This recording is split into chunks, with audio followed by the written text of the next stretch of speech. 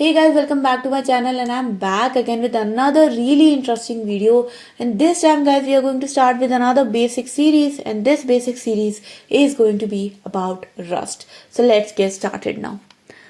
So basically guys, first of all, what is Rust? And this Rust is not the red iron oxide which can corrode your metal. No, this is not a chemistry class. This Rust is a programming language that was built to overcome the drawbacks of the C++ language. Okay.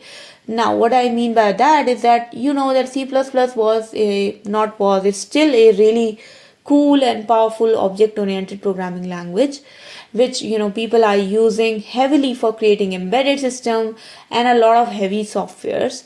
But the thing about C++ is that it was not that developer friendly, right? There were a lot of frustrated C++ developers who were frustrated with memory management, doing everything manually in C++, and that's where Rust came to their rescue, where Rust actually helps you to manage the memory automatically.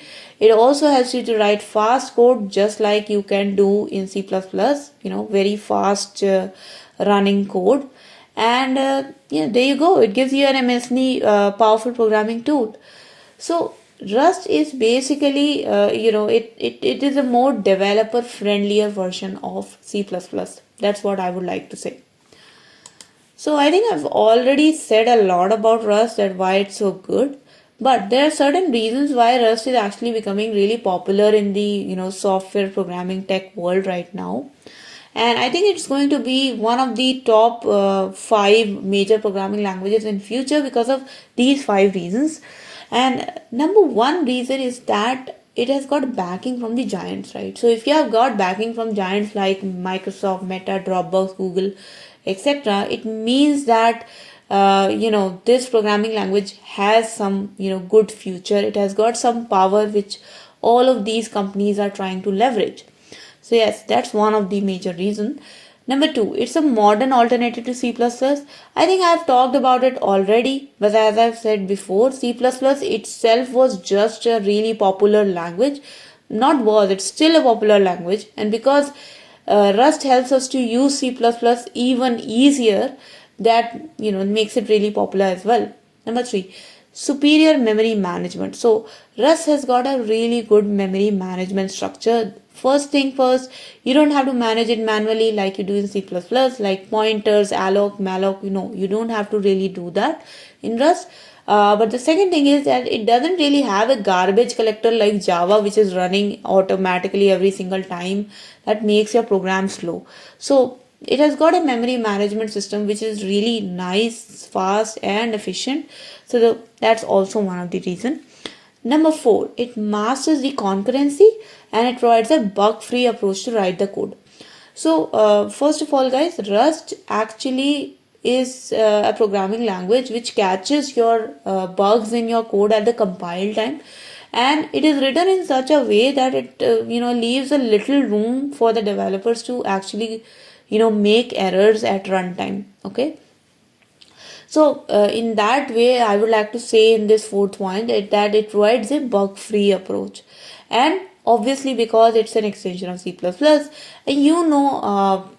the syntax of C++ and all, it's easy for you to refactor the code as well. Okay. And number 5, I think probably the coolest reason why it's becoming so popular is the WebAssembly support. So guys, if you know, WebAssembly helps you to create very heavy softwares like video games, 3D environments, etc. on the web. So like, for example, if I'm playing a WebAssembly video game on the web, I would feel like it's installed on my system and I'm having a almost native like experience. That's how powerful WebAssembly is. And Rust can actually compile your programs into WebAssembly. So that's why also it is really cool.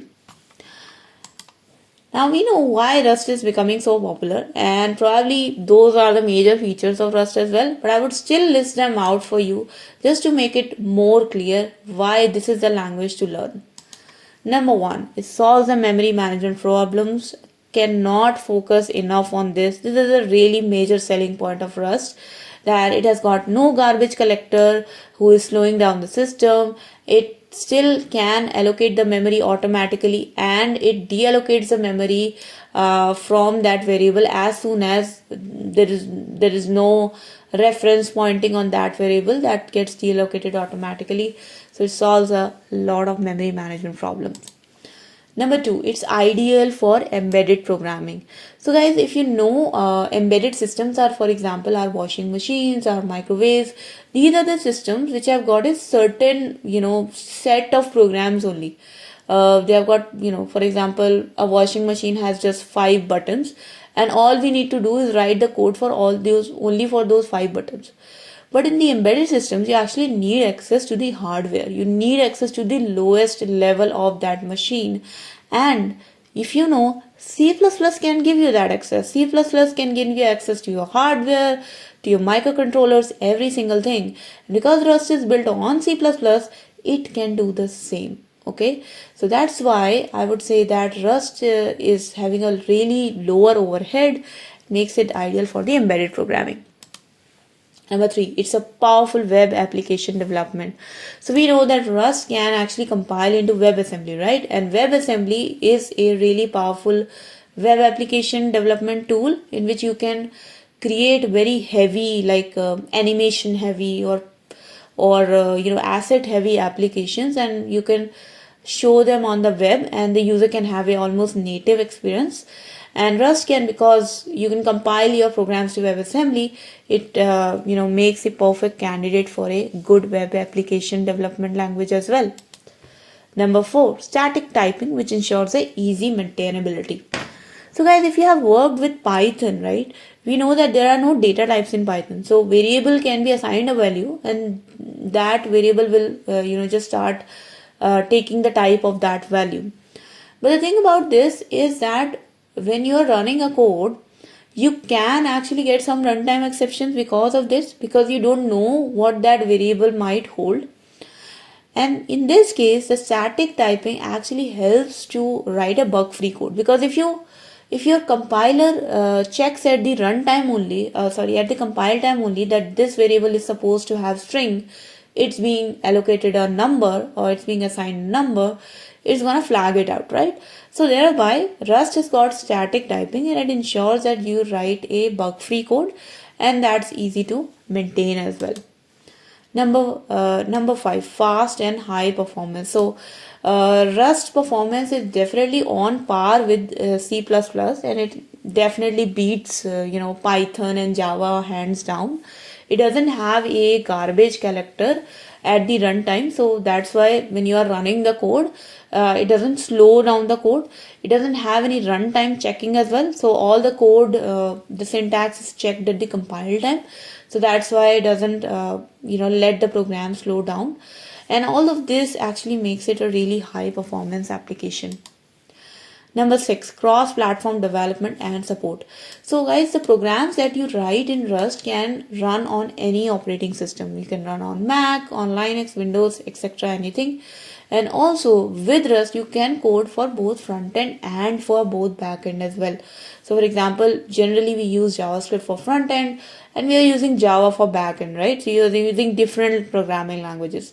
But you don't have to do that with Rust, because with Rust, you have your WebAssembly support and you have got your backend support of C++ all in one. That makes it a really good cross-platform programming language as well.